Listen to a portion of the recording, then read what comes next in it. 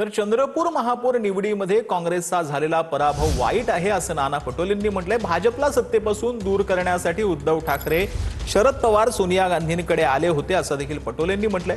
ठाकरेंची शिवसेना भाजपला मदत करत असल्यास हा पक्षाचा अंतर्गत निर्णय असल्याचं पटोलेंनी म्हटलं।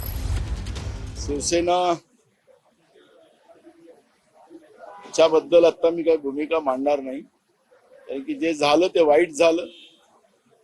भाजपला महाराष्ट्रामध्ये सत्तेपासून दूर करण्यासाठी त्यावेळेस स्वतः उद्धव ठाकरे साहेब आणि शरद पवार साहेब आमच्या नेत्या सोनिया गांधीकडे गेल्या आणि त्यावेळेस महाविकास आघाडीची पहिल्यांदा निर्मिती झाली। पण आता भाजपलाच अगर उद्धव बाळासाहेब ठाकरे गट मदत करत असेल तर तो त्यांच्या पक्षाचा निर्णय आहे। त्यामुळे आता त्याच्यावर मला प्रतिक्रिया कुठली द्यायचं असं वाटत नाही। तर चंद्रपूर पालिकेमध्ये महापौर पदाच्या निवडीनंतर वंचितकडून कारवाई करण्यात आली। वंचितच्या शहराध्यक्ष स्नेहल रामटेकेंकडून पदावरून हकालपट्टी करण्यात आली। स्नेहल रामटेकेंनी केलेल्या नियुक्त्यांनाही वंचितकडून स्थगिती देण्यात आली। वंचितच्या 2 नगरसेवकांना मतदान न करण्याचे आदेश स्नेहल रामटेकेंनी दिले होते, त्यामुळे पक्षाकडून कारवाई करण्यात आली। वंचितचे 2 नगरसेवक अनुपस्थित राहिल्यानं काँग्रेसच्या मतानं पराभव झाला असं देखील माहिती आता समोर येते। तर चंद्रपूर महापालिकेसाठी काँग्रेसने एमआयएम सोबत संपर्क केला नाही। महापौर निवडीत तटस्थ राहिलेल्या एमआयएमच्या अजहर शेख यांचं हे वक्तव्य आहे। आमची त्यांना गरज नसेल तर आम्हालाही त्यांची गरज नाही असं अजहर शेख यांनी म्हटलंय। भाजपच्या संगीता खांडेकर चंद्रपूर महापालिकेच्या महापौर पदी एका मतानं विजयी झालेल्या आहेत। एमआईएम का स्टैंड तटस्थ रहने का ये है कि 16 तारीख के रिजल्ट के बाद से एक भी एमआईएम के बड़े नेता ने एमआईएम से कांग्रेस के एक भी बड़े नेता ने एमआईएम को संपर्क नहीं किया। हमारे किसी भी जिम्मेदार से, हमारे समाज के उलमा से, हमारे किसी भी जिम्मेदार से किसी भी नेता ने बैठने की जरूरत को नहीं समझा।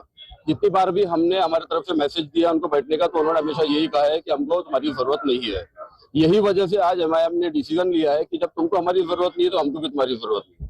जो समाज के साथ में, जो पार्टी के साथ में, जो मान सम्मान के साथ में हमारे साथ खड़े रहेंगे, हम उसके साथ में खड़े रहेंगे। तर साताऱ्यातील पराभवाचा आम्ही स्वीकार करतो असं यावेळेला जयकुमार गोरेंनी म्हटलंय। सातारा झेडपी निवडणुकीच्या पराभवावर जयकुमार गोरेंनी हे वक्तव्य केलंय। सोलापूरकडे लक्ष होतं म्हणून साताऱ्याकडे दुर्लक्ष झालं असं जयकुमार गोरेंनी म्हटलंय। पराभव अंतिम नसतो, कामात सातत्य असलं पाहिजे असं देखील जयकुमार गोरेंनी म्हटलंय। एक गोष्टीचं क्लिअर सांगतो की मी कार्यकर्ता आहे आणि कार्यकर्ता म्हणून कारण सांगण्याची मला सवय नाही। मी कधी कारण कुठल्या गोष्टीचं सांगत नाही। तो पराभव का झाला या विश्लेषणात जाणार नाही, पण पराभव झाला आणि मी स्वीकारलाय। सोलापूरकडे जास्त लक्ष होतं हे तर कबूलच आहे। थोडंसं दुर्लक्ष झालं का तर बिलकुल झालं हेही कबूल आहे, परंतु दुर्लक्ष होणं एवढंच त्या पराभवाचं कारण नाही, अन्य काही कारणं आहेत।